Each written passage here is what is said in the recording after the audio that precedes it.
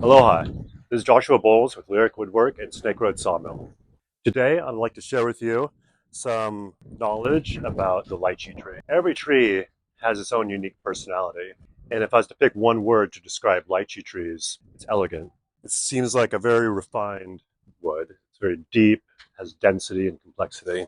Lychee originates from the Yunnan region of China, but spread here about 100 years ago. And in most of the world, the lychee tree isn't a big tree. But for some reason, in the center of Oahu, a place called Wahiwa, the soil's especially deep.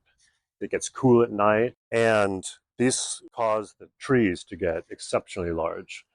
One of the lychee trees we have right now is at least 5 foot in diameter. Lychee is also an excellent wood for furniture. It has great woodworking qualities, very stable, so when we mill them, they'll stay flat. It's very dense wood. It's almost like stone. And so that means that it takes a finish very nicely. It's also, because of the density, very durable, and the bugs don't go anywhere near it.